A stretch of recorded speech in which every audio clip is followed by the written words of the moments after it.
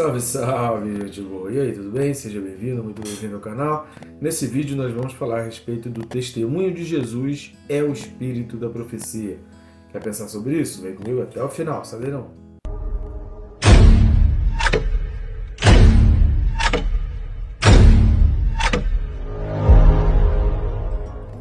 Mas antes, não deixe de se inscrever no canal, bem rápido, fácil, prático, clicou no botão aí, pronto, tá inscrito. Aproveita e já clica no sininho. Clicando no sininho, você é notificado a cada vídeo novo e assim você não perde nada da sequência dos estudos. Estamos fazendo um trabalho inédito, mostrando a Bíblia versículo a versículo.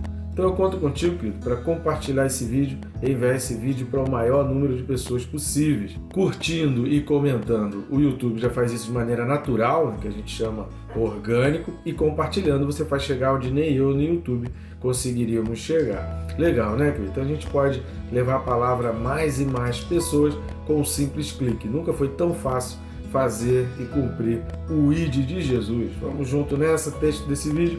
Apocalipse capítulo 19, versículo 10. Apocalipse 19, 10 diz assim: Prostrei-me ante os seus pés para adorá-lo. Ele, porém, me disse: Vê, não faças isso. Sou conservo teu e dos teus irmãos, que mantêm o testemunho de Jesus. Adora a Deus, pois o testemunho de Jesus é o espírito da profecia. Então, o próprio texto aqui, o anjo, ele já está afirmando para João, está ensinando para João, novamente lá no capítulo 22, João vai fazer isso e recebe de novo a mesma resposta. Isso acontece novamente lá, capítulo 22, versículo 9, e o anjo vai falar exatamente a mesma coisa. A gente vai destacar 3 pontos importantes, né, como a gente já vem acostumando a fazer aqui, que facilita bastante a compreensão e o entendimento do texto que está sendo estudado. Mas é importante a gente perceber que no Antigo Testamento tinha muito essa questão da aparição do anjo do Senhor. Se a tua Bíblia é uma Bíblia, normalmente as versões Almeida, né, a Bíblia revista e atualizada, ou a ARA, né, ou a corrigida também, tem muito isso. Tem uma diferenciação no Antigo Testamento, nessas expressões anjo do Senhor. Normalmente a palavra anjo vem escrito em letra maiúscula, algumas vezes. Então, normalmente, nessas traduções, quando a palavra anjo está ali com letra maiúscula, o anjo do Senhor ali, ela aparecendo no Antigo Testamento, trata-se de uma cristofania, ou seja, de uma aparição de Cristo. Teofania, ela está ligada a Cristo, já que o próprio Jesus já falou, relatado no Evangelho de João, que ele é a imagem de Deus, né? Ele é a imagem de Deus. Então, o que aparece ali na realidade, que as pessoas conseguem ver, é a imagem de Cristo. A imagem de Deus mesmo, do Deus Pai, Moisés consegue ver pelas costas, né? Mas assim, a aparição do Antigo Testamento ali é de Jesus Cristo. Por isso, no Antigo Testamento vai ser muito comum vocês observarem o anjo de Deus, esse anjo de Deus com letra maiúscula, aceitar uma adoração. A pessoa que está avistando ali adora, se joga ao chão, se joga por terra, se ajoelha, se prostra diante dele e ele aceita a adoração. No Novo Testamento não é comum essa expressão anjo do Senhor, exceto aqui em Apocalipse, exatamente por causa da figura de Jesus Cristo, porque já tem o próprio Jesus aparecendo. Em alguns momentos no livro de Atos, um anjo aparece como soltando Pedro, como para Cornélio, enfim, tem algumas passagens do Novo Testamento, do livro de Atos, que aparece o anjo. Porém, não aparece, não é mencionado, não é citado na Bíblia, a expressão anjo do Senhor. Então vamos nós aos 3 pontos. O primeiro ponto, a gente já começou a falar aqui, que é exatamente essa diferença do anjo que aparece no Antigo Testamento. Vamos ver por um exemplo de um texto, que é Josué capítulo 5, versículo 13, que vai dizer assim, né? Estando Josué ao pé de Jericó, levantou os olhos e olhou. Eis que se achava em pé diante dele um homem que trazia na mão uma espada nua. Chegou-se Josué a ele e disse-lhe: És tu dos nossos ou dos nossos adversários? Respondeu ele: Não, sou príncipe do exército do Senhor e acabo de chegar. Então Josué se prostrou com o rosto terra e o adorou, e disse-lhe: Que diz meu senhor ao seu servo? Respondeu o príncipe do exército do Senhor a Josué: Descalça as sandálias dos pés, porque o lugar que está é santo. E fez Josué assim. Aqui não aparece exatamente a expressão anjo do Senhor, mas aparece como príncipe do exército do Senhor. Lá para Abraão, o anjo do Senhor então aparece, ele aparece para Agar, e aí a gente tem várias diferenças, você pode pesquisar aí no Antigo Testamento essas expressões do anjo do Senhor. Mas o que é importante a gente entender aqui é que João ele se prostra, e o ato dele se prostrar, repare que aqui João já tinha recebido um monte de revelações, né? João já tinha aqui, imagina quanto tempo não durou isso tudo de revelação aqui, desses 19 capítulos que já se passaram aqui, e não só a contemplação de João, mas escrevendo, porque o anjo manda escrever e esperava ele escrever ali, querido. Já tem demorado muito, João já estava exausto aqui, então ele se prostra, o anjo fala, bem-aventurado, aqueles que são achados as bodas do Cordeiro, são chamados e tal. João não resiste aqui, ele se lança ao chão e ele se prostra. E o anjo o alerta, falando que é adoração somente a Deus. Então o que fica evidente aqui para nós, querido, é o nosso cuidado com aquilo que a gente adora. Culto aos anjos não tem base bíblica, adoração a anjos não tem base bíblica que dê respaldo a isso, ou que mande fazer isso, ou que diga que isso está certo. Não, biblicamente falando, de acordo com o que diz as Escrituras, não está certo. Qualquer tipo de adoração a anjos ou qualquer outra coisa, o livro de Êxodo, né, lá em Êxodo capítulo 20, lá nos 10 mandamentos, Deus já vai dizer, não adore a nada além de mim, não terás outros deuses diante de mim. Então a gente precisa ter muito cuidado com aquilo que a gente está pegando, que está ocupando o espaço de Deus. Quando está falando de adorar a Deus, é realmente no sentido de colocar como mais importante, colocar na primazia, colocar no topo. A adoração precisa ser a Deus. Cuidado com o que o teu coração venera. Venerar ou adorar, ele no final é a mesma coisa, aponta para a mesma coisa. Êxodo capítulo 20, leia lá.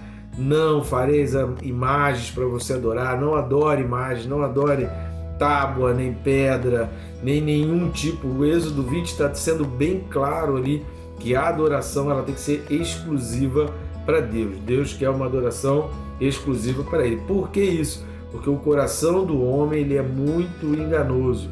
Ele é muito enganoso. Se você deixar essa adoração aumentar no teu coração e você começar a permitir que várias outras coisas, ou pessoas, ou anjos, ocupem o lugar de Deus na adoração do teu coração, isso vai conduzir você a uma enganação fácil. Por que que no capítulo 18, aqui de Apocalipse, fala de tanta coisa ruim e o povo se sujeitando? No capítulo 13 diz que o povo queria a marca, o povo desejou a marca. Por que isso tudo? Por causa da enganação. Lembra dos 3 pilares que o diabo quer tentar atacar no coração, na vida? 3 pilares fundamentais para o ser humano. Um deles é exatamente a religião. Então, atacando a religião, tirando do ser humano uma necessidade de religião, não só cria um vácuo, cria um buraco no coração, que o homem vai ficar tremendamente carente e necessitado de preencher esse vazio. E como que ele vai preencher esse vazio? Com a adoração. Então não é apenas uma questão de um espaço de rituais, mas é de um espaço de adoração. O homem precisa dessa adoração.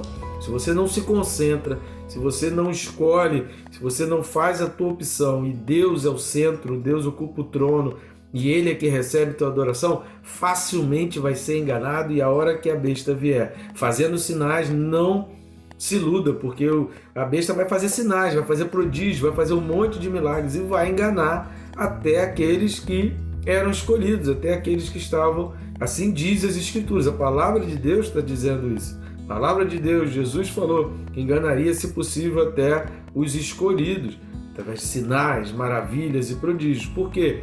Porque, embora esteja ali dentro, embora esteja se aproximando, como diz Hebreus 6, está participando ali, está sendo iluminado pela luz do Senhor, mas o seu coração, o centro, não está a adoração a Deus. Muito cuidado quando você substitui. O anjo aqui está sendo bem claro, adora a Deus, é a Ele toda a honra e toda a glória, é a Ele nós devemos adorar, Ele deve ser o centro, é Ele que deve estar no trono da nossa vida em todos os momentos, e nada pode substituir Deus no nosso coração, na adoração, na veneração, na exaltação, no louvor, no engrandecimento de toda a nossa alma. As Escrituras dizem que a gente deve amar a Deus com todo o nosso...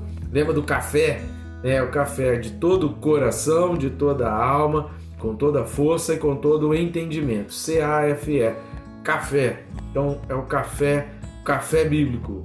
É assim que se deve adorar a Deus, com todo o coração, com toda a alma, com toda a força e com todo entendimento. Lembrou de café? Nunca mais você vai esquecer essa questão da adoração. O segundo ponto que a gente vai destacar desse versículo é que ele usa a expressão conservo. Qual é a expressão aqui no grego? No grego é sindolos. Dolos nós já falamos aí no versículo 5. Se você não assistiu, assista o vídeo correspondente ao versículo 5. Se já assistiu, assista de novo, para você entender mais ainda e memorizar as informações que estão ali a respeito do doulos. Doulos é aquele servo que abre mão da sua própria vontade em favor da vontade do Senhor. O conservo, o que seria o conservo? O conservo é alguém que é um doulos junto com o outro. Então, eu sou servo e alguém é o meu conservo, porque ele está comigo, ele está unido comigo nessa servidão. Juntos nós servimos a mesma autoridade.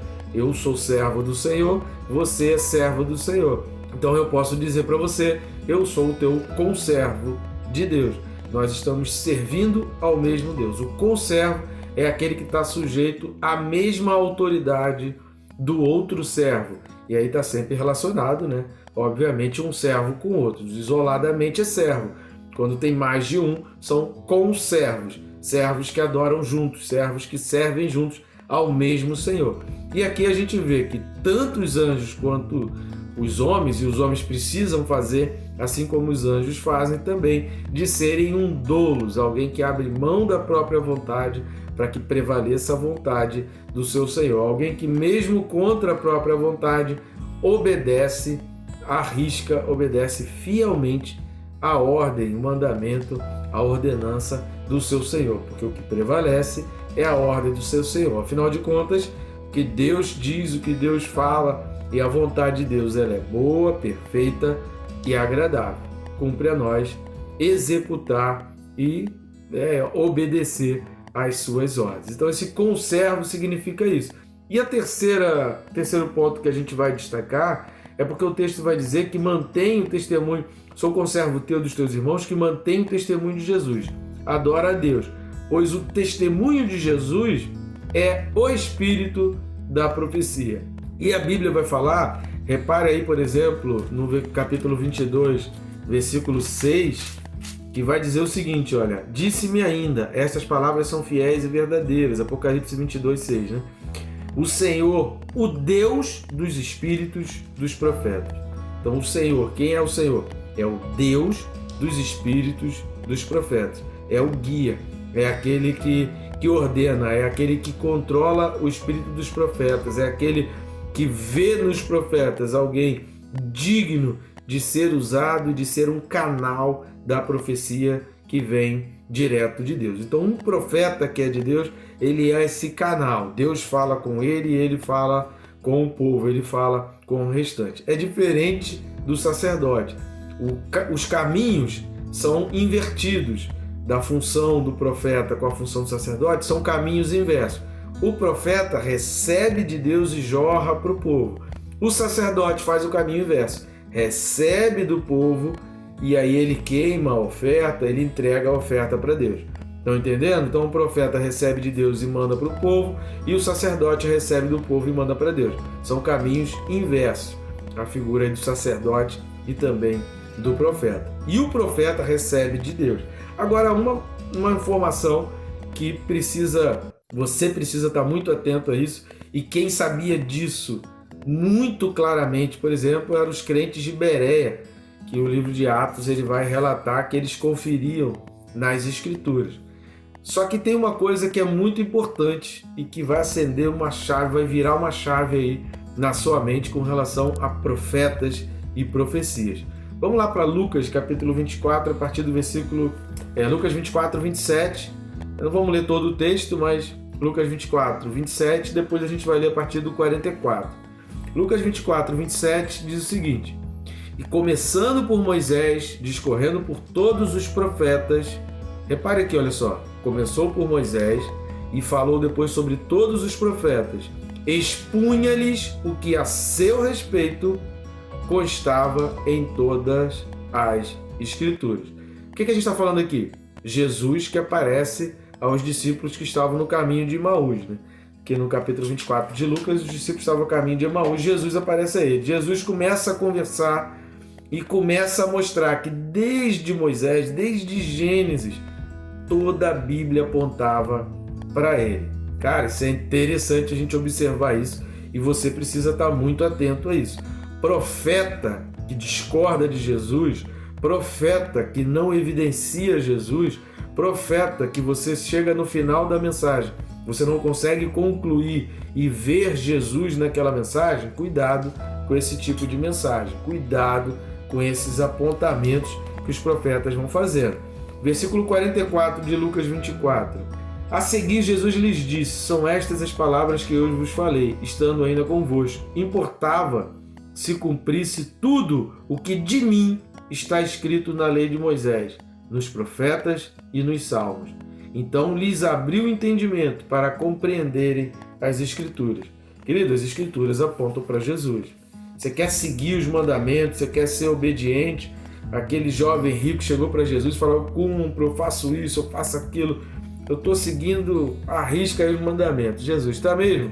Onde eu estou nisso daí? Em suma, o que Jesus está perguntando é isso. Onde eu estou? Vende tudo, dá aos pobres, pega todos os teus bens, vende, dá o dinheiro aos pobres e me segue.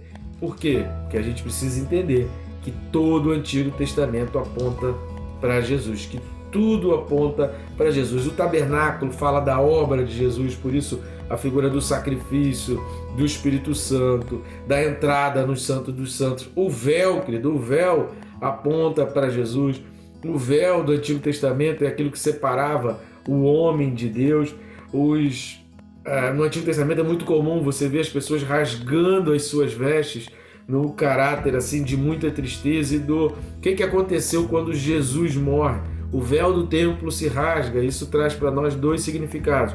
Um significado, que o caminho, o acesso agora está livre. Agora nós temos livre acesso a Deus e não precisamos mais da figura daquele sumo sacerdote como era ali, porque Cristo se fez sumo sacerdote por nós, porque o véu apontava para Jesus, porque o tabernáculo apontava para Jesus.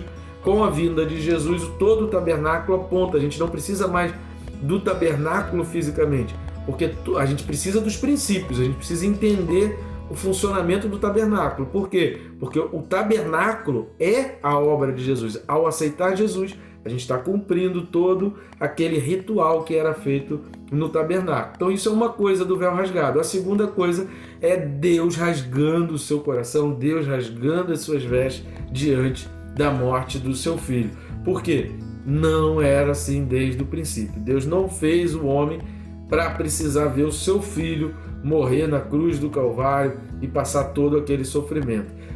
Tudo isso só veio por causa do pecado. É o pecado, por isso que Deus é tão irritativo, vamos dizer assim, com relação ao pecado. Por isso que Deus pega tão pesado e tão firme com relação ao pecado, porque o pecado fez o filho dele morrer na cruz.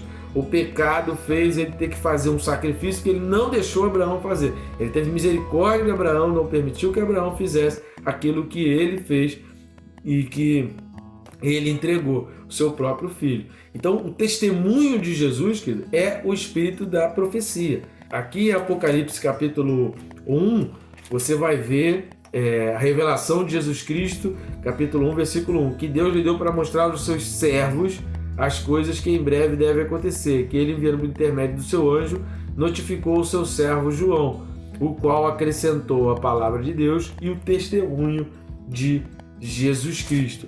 Testemunho de Jesus Cristo é o espírito da profecia. Todo profeta precisa apontar sua mensagem para Jesus. E a conclusão tem que ser o engrandecimento, a exaltação, a adoração, a vida, a obra, as palavras, a segunda vinda de Jesus, as bodas do Cordeiro. Teu chamado, querido, é um chamado para participar das bodas na eternidade. Amém? Então, a gente precisa entender muito claramente isso. Muito cuidado com mensagens onde Jesus não está presente, com mensagens onde a obra de Jesus não se encaixa, com mensagem onde a figura do tabernáculo, arrependimento, sacrifício, perdão de pecados, mudança de vida, lavagem no Espírito, lavagem do corpo no Espírito Santo e entrada na presença de Deus, se isso não está presente na mensagem, se isso não está presente na igreja, se isso não está presente na doutrina da tua igreja, fica muito atento, querido, porque você pode não estar fazendo a vontade de Deus e você pode estar num lugar que não está de acordo com a palavra de Deus. Se toda a Escritura, leia com calma Lucas capítulo 24, leia com calma Êxodo 20, 2 leituras, trabalhinho de casa aí para você. Ler todo o capítulo 20 de Êxodo e todo o capítulo 24 de Lucas. E aí você vai ver como uma grande chave vai virar na sua mente. Então, muito cuidado quando Jesus não está. O sacrifício, quando a gente fala Jesus, o testemunho, o sacrifício, o perdão, a morte, a ressurreição de Jesus não estão presentes nas mensagens dos profetas que você está escutando. Tá bom, gente boa? Que Deus te abençoe, rica e abundantemente.